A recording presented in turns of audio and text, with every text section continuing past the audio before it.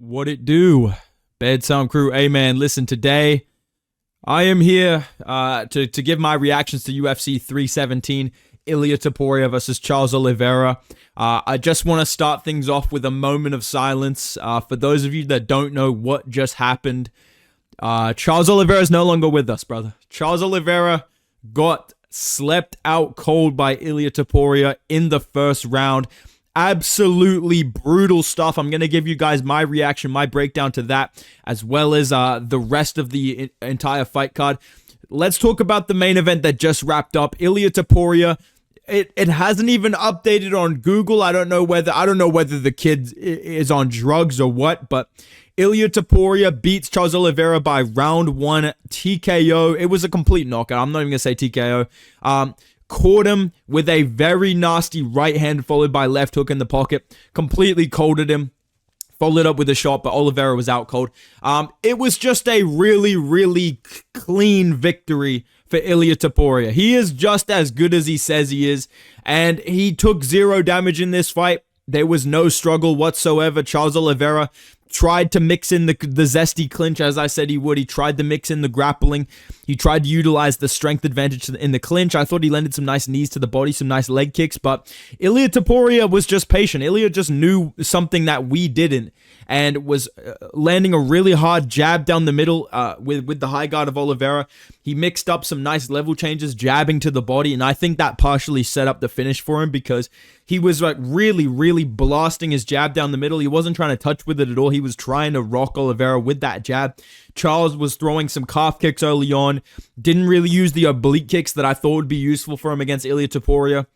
He grabbed a hold of him with the zesty clinch, put him up against... I think of the Bronx. I think a champion tried to pull guard. Didn't do enough with it. Just damage already showing how to cut. Ilia just stood back up and then out in the open. Again, I think the level changes set this up, but Ilia Topuria popping the jab into the body, steps in, right hand down the middle. That right hand that he threw before the left hook, if you've seen this finish on IG Reels or something, the right hand put him out. The right hand knocks out Charles Oliveira, then a left hand right behind it forces him to just fold like a UFC 5 animation. Why do I have to see this guy sleep everyone I love, bro? What's next? Is Ilia gonna sleep my fucking mom next? Like, what? Why is this cunt just sleeping everyone that I love in this sport? He sleeps Volk, he sleeps Max, now he sleeps Charles Oliveira. I have a fucking replay in my head of Charles Oliveira just eyes rolled back, looking in the camera like it was my fault, like I could have done something. I can't help you, Charles. I can't do anything for you, bro.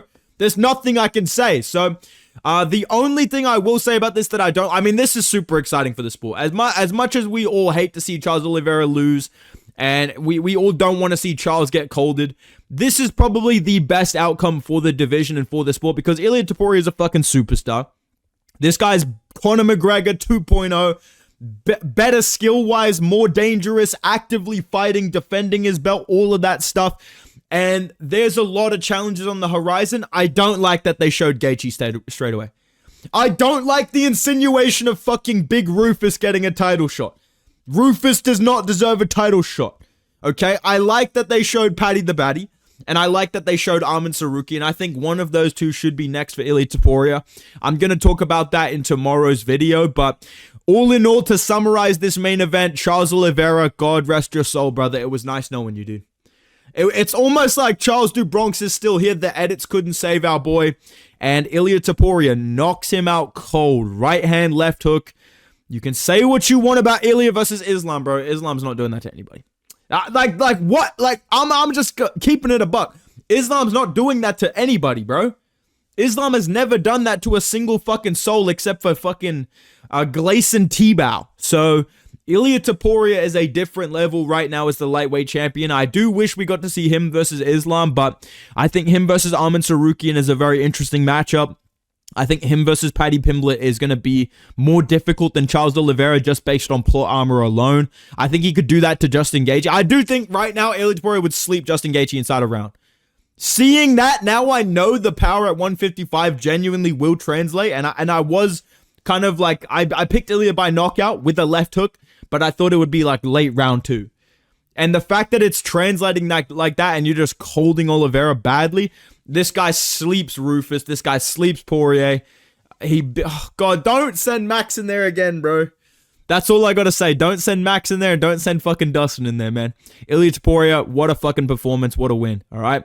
Co-main event, Alexandre Pantoja dominates Kai Kara-France, gets the submission in the third round.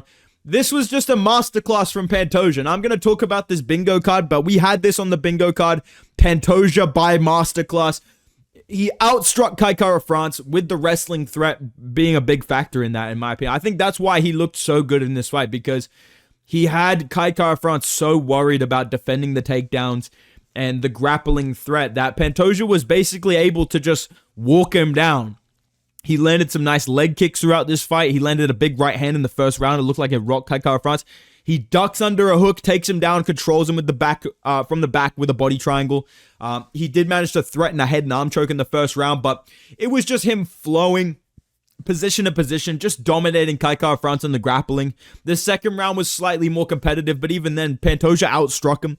He was landing leg kicks. I think he threw like 3 or 4 leg kicks in a row at one point in the second round, and he was just able to blitz him with the hands, mix up the leg kicks, mix up the body kicks, mix up the takedowns, and Kai Kara-France had nothing for him. Like, I'm not really surprised. Like, I'm not really like, oh my god, man, whoa, dude. Who does that to Kai Kara-France? It's like, obviously Pantoja was going to fucking beat him, right? And he made him gun shy on the feet.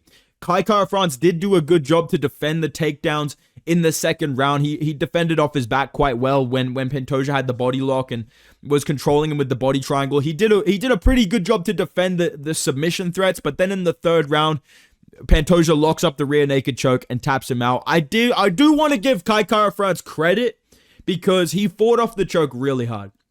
Like, he actually tried to not get submitted in that rear naked choke, but Pantoja completed the up on the fucking D-pad too many times in UFC 5, got the submission.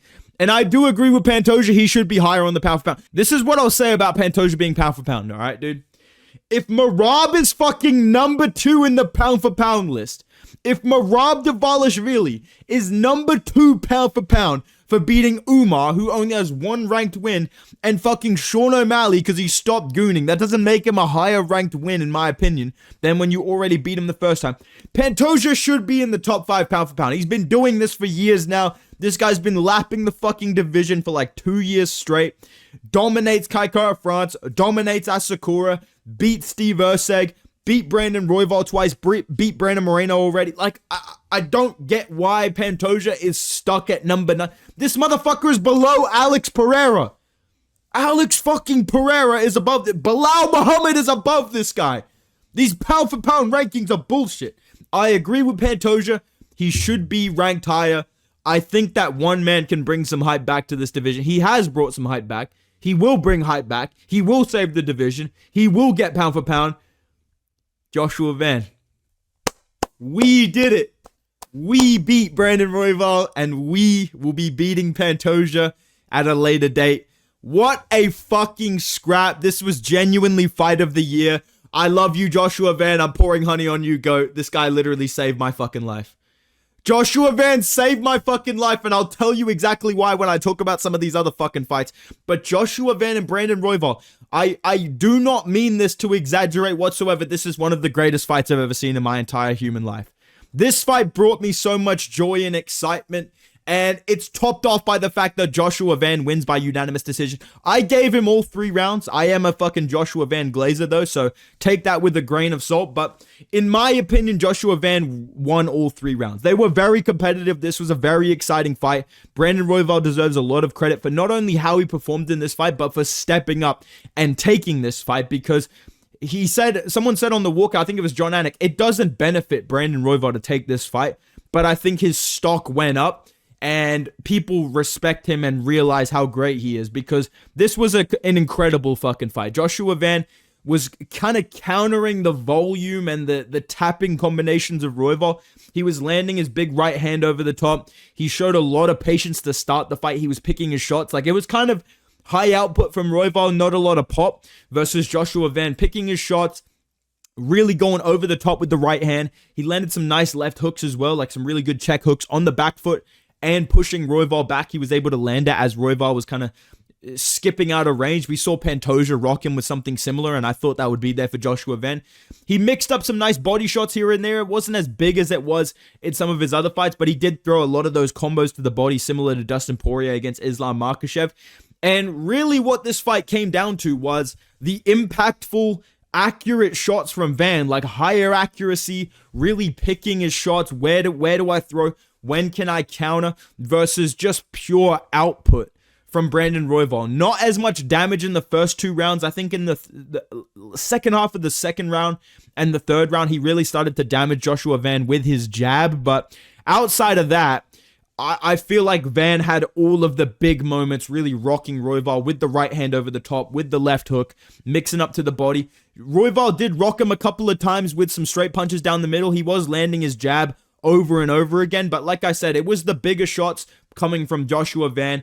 It was a pretty competitive fight going into that third round. I thought Joshua Van was winning the third round because Royval was throwing really high output, 1-2, big uppercut on the end, looking for some body kicks. Van was able to land some big right hands over the top, check left hooks on the back, and then at the end of the third round, Royval kind of gets in his face trying to scrap with him.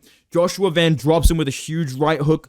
It seemed like it was just the front of his face, maybe right on the chin, but he drops Royval, nearly finishes him with ground and pound at the end of that third round, and secures the victory, and saves the fucking flyweight division, dude. If we had to sit here and be like, oh my god, man, Pantoja versus Royval 3, bro, who wins this? I feel like this division would be getting fucking shut down. I think they would be pushing Pantoja moving up to fight Barab. That's what I think would have happened if Royval had won this fight. And I also, again, another thing with these fucking camera guys in the UFC, why the fuck were they cutting to Moreno in the crowd, bruh? Moreno's not getting a title shot, dude. Why the fuck were they cutting to Moreno during Kai Kara France Pantoja when Joshua Van, the GOAT that he is, got on the mic? Yeah, I fucking broke my big toe. I broke my fucking big toe 3 weeks ago. But yeah, I want to be front row for the fight. I want to get in the cage and square off with the winner of the fight. I think it'll be really cool. He called his shot so clearly. He's very obviously getting the next title shot. Why the fuck are we cutting to Brandon Moreno? You might as well cut to me in the crowd, bruh. You might as well cut to fucking Michael Chandler in the crowd. He has more chance of getting a title shot than Brandon Moreno.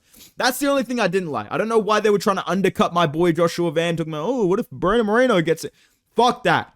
Van has saved flyweight. He has brought hype to this division. We have a huge fight for Pantoja now. Somebody that I think he will have a hard fight against. Like, I think Joshua Van has way more accurate and just more ability to flow on the feet than Kai Kara France. And he has good takedown defense. We've seen it improve over the past couple of fights. He really does a good job of sprawling out in the open, stuffing the hips. You know he can go and build on a high pace. He threw such a crazy amount of strikes in this fight.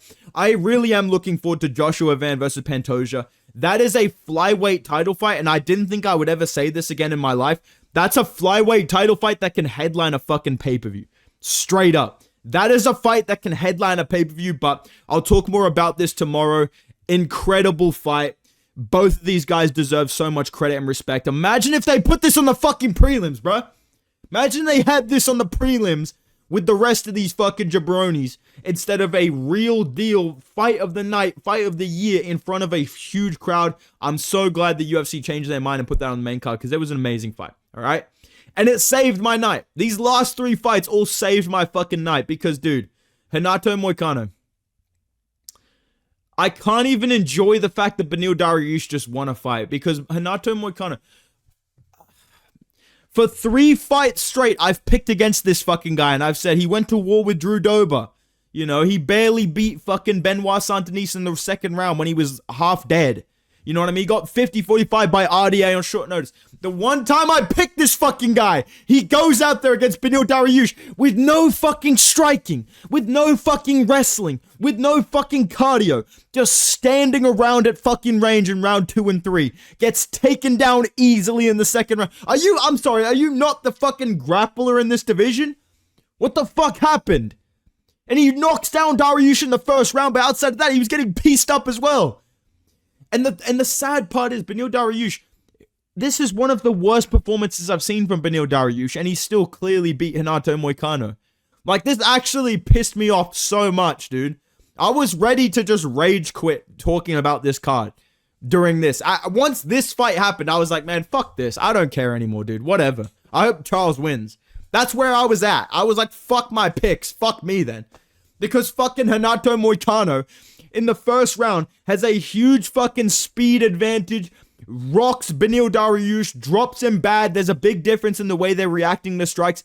And in the second round, all of a sudden, this brother loses all of his fucking cardio, loses his takedown defense, can't figure out how to get off his fucking back. And then in the third round, right? The third round, I'm thinking, all right, dude, Moicano, you can save this. Moicano, you can save this. I understand that you're tired. I know it's going to be hard if you can fucking get taken down by Dariush, but he starts to defend the takedowns. I'm like, okay, hold on. He's backing Benny up against the fence. He damaged him a little bit in the third round, caused a big cut. He's starting to land some shots. And I feel bad almost. Like, I feel like I became something I'm not. Because I was rooting against Beneil Dariush. And you guys know I love Beneil Dariush, but I wanted to get my pick correct. And Moicano in the third round, I'm going, come on, dude, chin this fucking guy. He has 20 seconds left. He has Dariush up against the fence. He decides, what should I do? I'm going to shoot a takedown against this guy that's just been ragdolling me all fight. I'm going to shoot a takedown and lose a decision. Fuck you. I'm never picking Moicano again. I hope you get fed to fucking Fiziev again. Or Bahamondes. Or fucking Jalen Turner. Or not Jalen Turner, you beat him. Joel Alvarez. Somebody that'll sleep this guy. Fuck you.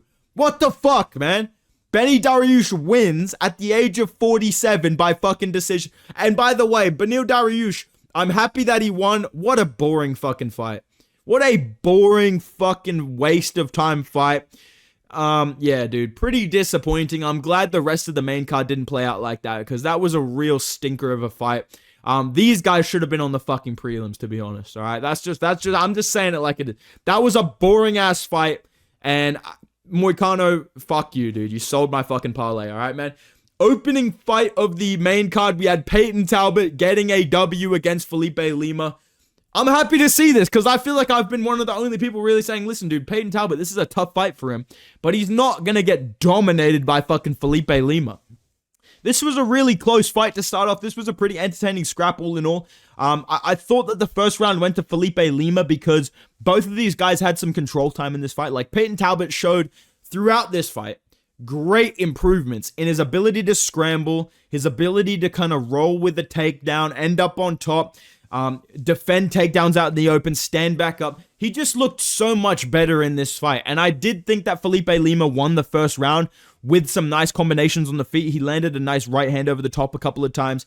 He did get some control time after Peyton Talbot kind of, scrambled, ended up on top, landed some elbows. He got back up. He tried to take down Lima himself, ended up on bottom. But then Peyton Talbot in the second and the third defended the grappling of Felipe Lima, really walked him down on the feet. You could see that even though Felipe Lima was doing a good job landing 1-2s down the middle, and he had some good moments on the feet, he mixed in some takedown attempts, got a little bit of control here and there.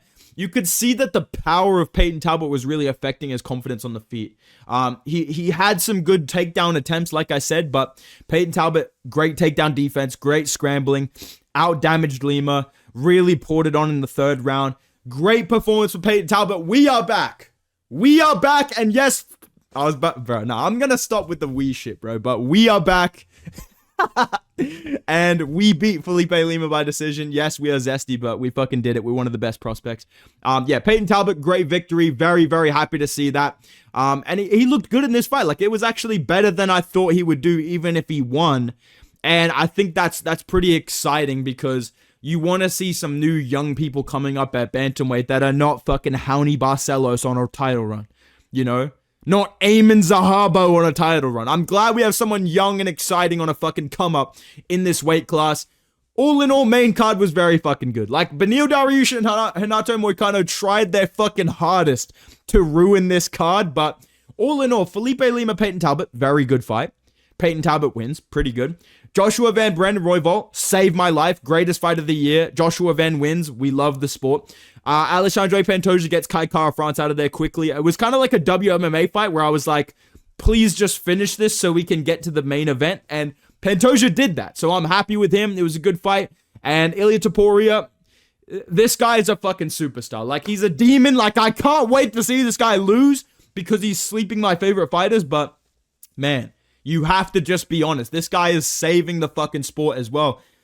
Crazy finishes, trash talking, hyping up the fights, respectful to his opponents though. Like, he walks this line so well now where he's respectful to Charles Oliveira, but at the same time, this guy's celebrating the night before and he's holding Oliveira and then speaking respectfully to him in Portuguese. Like, yeah, he is a definite superstar, and I'm looking forward to this title reign at 155. I hope that this goes on for like a year and a half or 2 years. I really hope this is a prolonged title reign. I want to see this guy in the 155 division with some beef as well. That's the last thing I'll say. I want to see this guy beef with fucking Paddy Pimblett, Arman Sarukian, I don't know, Benil Dariush. Nah, I don't know. But yeah, dude, I want to see Ilya as the defending active champ at 155. With finishes like that, you better be fighting every 3 months, bro. I don't want to hear shit about the weight cut. If this fucking guy gets on the weight cut, I'm walking around 200 pounds. I swear to God, if this guy starts talking about the weight cut to 155, fuck this guy. But until then, you're all right, Ilya. You're all right, man. I don't like you sleeping, Charles, but it was a pretty good win, all right? Let's talk about the prelims. Gregory Rodriguez murdered Jack Hermansson. Dude. Jack Hermansson was literally winning the round, bro. And dude, he was moving around on the back foot. He was landing his jab. He was landing some nice kicks. He was making RoboCop miss.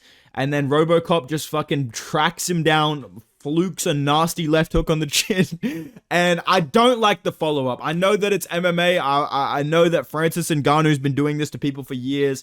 Dan Henderson, Justin Gaethje. I totally understand.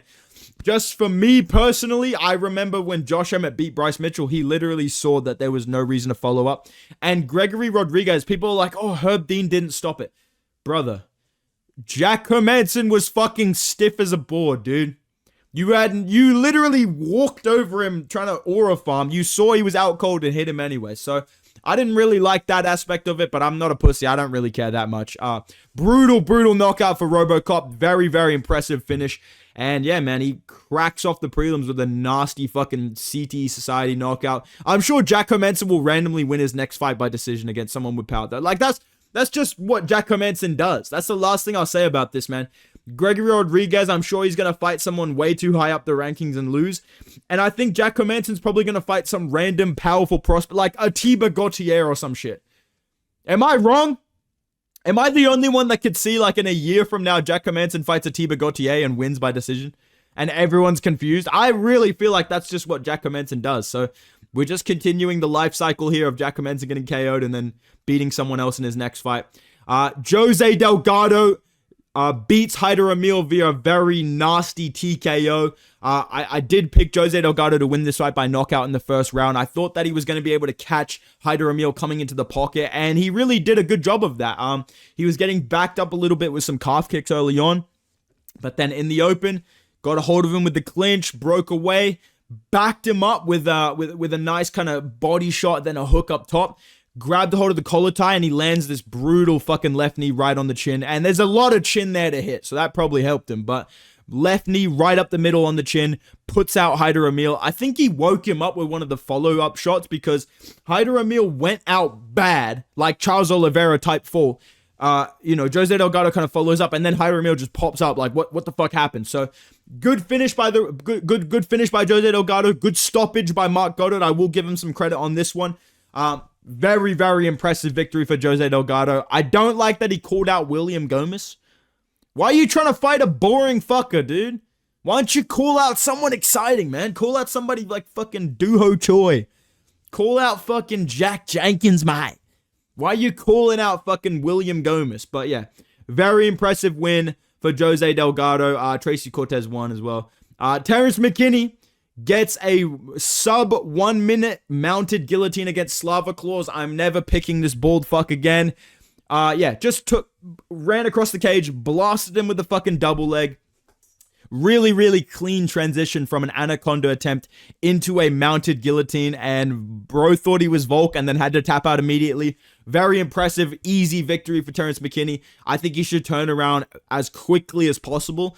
I honestly think Terrence McKinney's best path to kind of superstardom, because he does have a lot of qualities to be a superstar, in my opinion. I've always said this about Terrence McKinney, even if I've made fun of the way that he got kind of golden Freddy by Esteban Ribovic.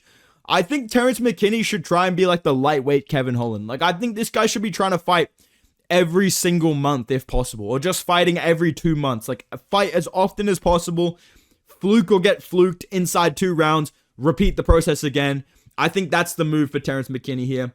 I do want to very quickly shout out Alvin Goozy Hines, dude. I'll talk about Jacoby Smith, my GOAT, in a second, but Alvin Hines is the fucking GOAT, dude. Now, he lost this fight with the knees. It was a very entertaining scrap. These guys went back and forth. Alvin Hines kind of came on strong in the 3rd round. I do believe that Alvin Hines gained a lot of respect from the fan base for his toughness that he showed in this fight. But I want to shout out Alvin Hines because this guy, what a fucking Giga Chad this guy is. He goes to war with fucking Jonathan Deniz. He then opens Twitter, follows me on Twitter, and talks to me in the DMs. Yo, bro, big fan of the content. I said, yo, bro, respect. That was an amazing fight. Looking forward to the next one. Every fan I'm seeing right now, anyone I've talked to about Alvin Hines, they love this guy. They were rooting for him in this Jonathan Deniz fight because of his kind of goofy little picture that the UFC made of him with his just friendly smile. I think Alvin Hines is going to be Shamil Gaziev 2.0. I think Alvin Hines is going to become a fan favorite heavyweight blob killer. I think this guy has a lot of potential in the heavyweight division. This guy's a young kid. He's only 33 years old. So I just wanted to shout out Alvin Hines, the GOAT. This guy's a supporter of the channel. So we fuck with Alvin Hines. We will all be glazing Alvin Hines in the future, boys. Make sure you remember. All right, man.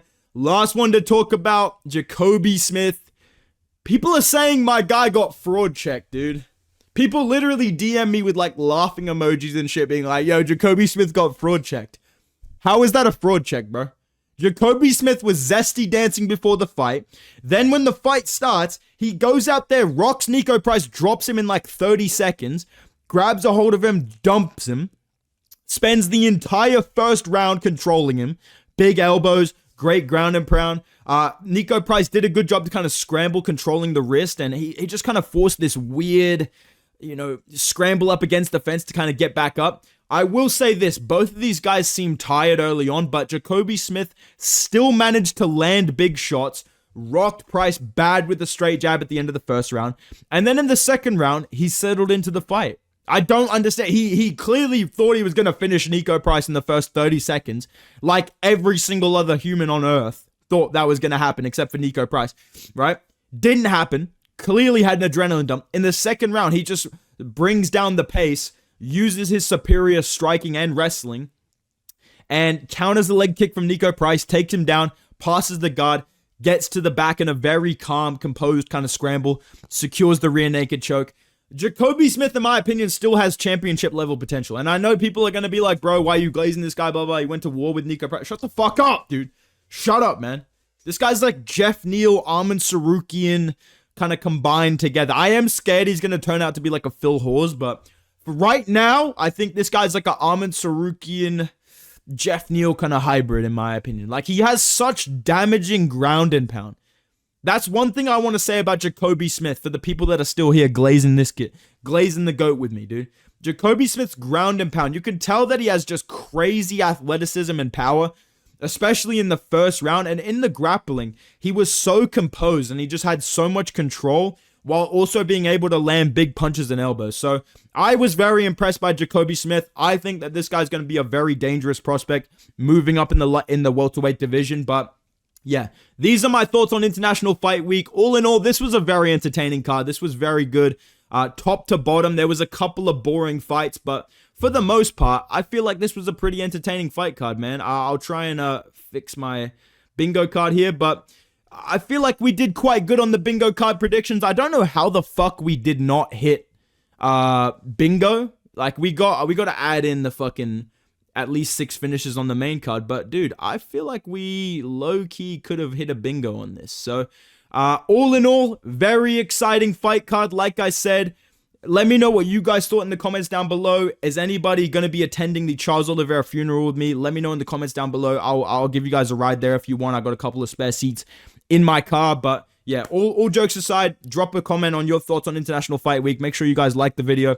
Subscribe to the channel. Tomorrow I'll be making a Fights to Make video, so stay tuned for that. Go follow me on Instagram and Twitter at BedtimeMMA so you can be like great fighters like Charles Johnson, Alvin Hines, Curtis Blades, you know what I mean? The list goes on. So if you want to be like them, go follow me on Instagram and Twitter at Bedtime MMA, and I will see you guys in the next video, man.